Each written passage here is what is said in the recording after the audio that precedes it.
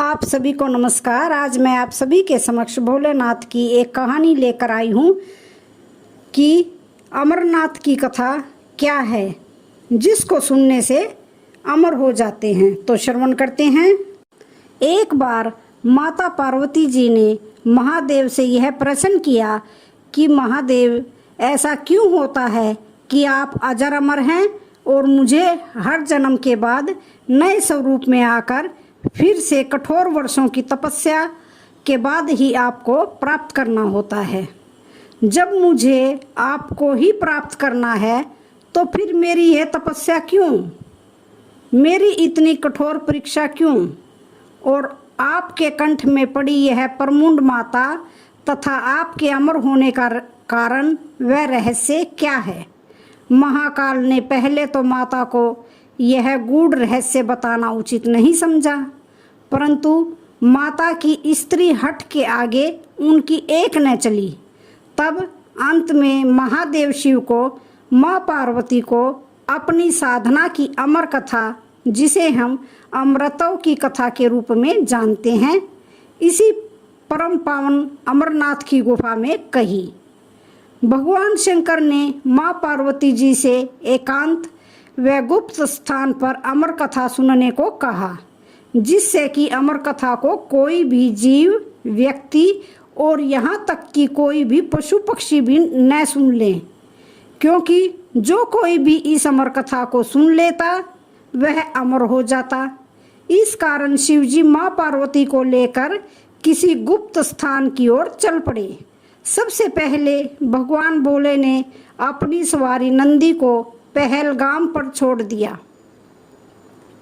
इसलिए बाबा अमरनाथ की यात्रा पहलगाम से शुरू होती है।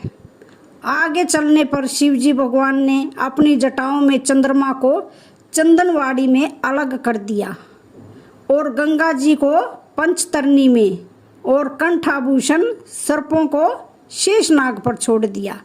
इस प्रकार इस पड़ाव का नाम शेषनाग पड़ा। आगे की यात्रा में अगला पड़ाव गणेश टाप पड़ता है। इस स्थान पर बाबा ने अपने पुत्र गणेश को भी छोड़ दिया था, जिसको महागुणा का पर्वत भी कहा जाता है। पिस्सू घाटी में पिस्सू नामक कीड़े को भी त्याग दिया। इस प्रकार महादेव ने अपने पीछे जीवनदायिनी 5 तत्वों को भी अपने से अलग कर दिया। इसके साथ माँ पार्वती संग एक गुप्त गुफा में प्रवेश कर गए। कोई व्यक्ति, पशु या पक्षी गुफा के अंदर प्रवेश कर अमर कथा को न सुने। इसलिए शिवजी ने अपने चमत्कार से गुफा के चारों ओर आग प्रज्वलित कर दी। फिर शिवजी ने जीवन की अमर कथा माँ पार्वती को सुनाना शुरू किया। कथा सुनते सुनते माता पार्वती जी को नींद आ गई और वह सो गई, जिसका शिवजी को पता नहीं चला। भगवान शिव अमर होने की कथा सुनाते रहे। इस समय 2 सफ़ेद कबूतर श्री शिवजी से कथा सुन रहे थे और बीच बीच में गूं गूं की आवाज़ निकाल रहे थे। शिवजी को लग रहा था कि माँ पार्वती कथा सुन रही है और बीच बीच में हुंकार भर रही है। इस तरह दोनों कबूतरों ने अमर होने की पूरी कथा सुन ली। कथा समाप्त होने पर शिव का ध्यान पार्वती माता की ओर गया, जो सो रही थी। शिवजी ने सोचा, अगर पार्वती सो रही है तब इसे कौन सुन रहा था। तब महादेव की दृष्टि कबूतरों पर पड़ी। महादेव शिव कबूतरों पर क्रोधित हुए और उन्हें मारने के लिए तैयार हो गए। इस पर कबूतरों ने शिवजी से कहा कि हे प्रभु, हमने आपसे अमर होने की कथा सुनी है। यदि आप हमें मार देंगे तो अमर होने की यह कथा झूठी हो जाएगी।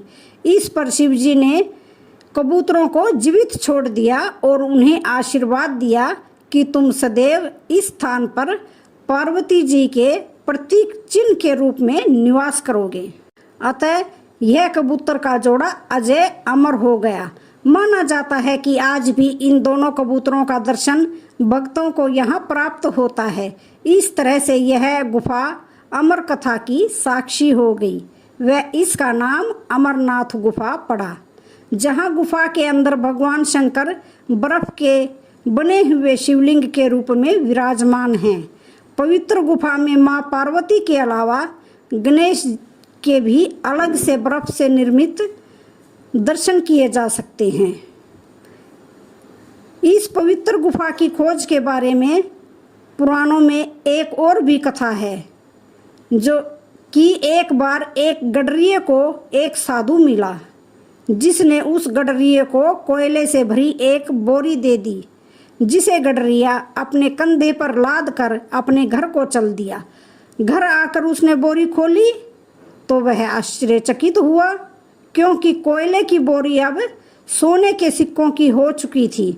इसके बाद वह गडरिया साधु से मिलने व धन्यवाद देने के लिए उसी स्थान पर गया जहां साधु से मिला था, परंतु वहां उसे साधु नहीं मिला, बल्कि उसे ठीक उसी जगह एक गुफा दिखाई दी।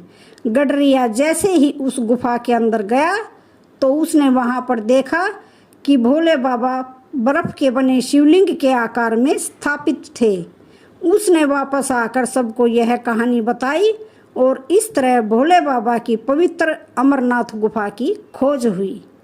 धीरे धीरे करते दूर दूर से भी लोग पवित्र गुफा एवं बाबा के दर्शन के लिए पहुंचने लगे, जो आज एक प्रतिवर्ष यात्रा के रूप में जारी है। अमरनाथ गुफा की एक कहानी और है।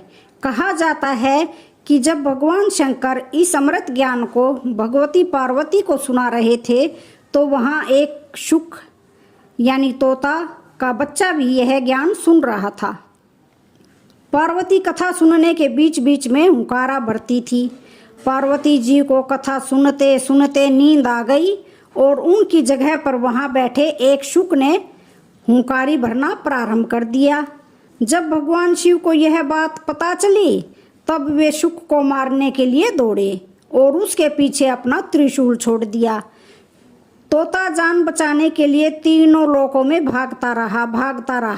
भागते भागते वह व्यास जी के आश्रम में आया और सूक्ष्म रूप बनकर उनकी पत्नी वटिका के मुख में घुस गया। वह उनके गर्भ में रह गया। ऐसा कहा जाता है कि ये 12 वर्ष तक गर्भ के बाहर नहीं निकले। जब भगवान श्री कृष्ण ने स्वयं आकर इन्हें आश्वासन दिया कि बाहर निकलने पर तुम्हारे ऊपर माया का प्रभाव नहीं पड़ेगा, तभी ये गर्भ से बाहर निकले और व्यास जी के पुत्र कहलाए। गर्भ में ही इन्हें वेद, उपनिषद, दर्शन और पुराण आदि का सारा ज्ञान हो गया था। जन्म लेते ही श्री कृष्ण और अपने माता पिता को प्रणाम करके उन्होंने तपस्या के लिए जंगल की राह ली। इसी जंगल में सुखदेव मुनि के नाम से प्रसिद्ध हुए। तो ये थी अमरनाथ गुफा में तोते की कहानी। तो आज की कथा का यहीं पर समापन होता है। वीडियो अच्छी लगे तो चैनल को लाइक, शेयर, सब्सक्राइब जरूर करें। धन्यवाद।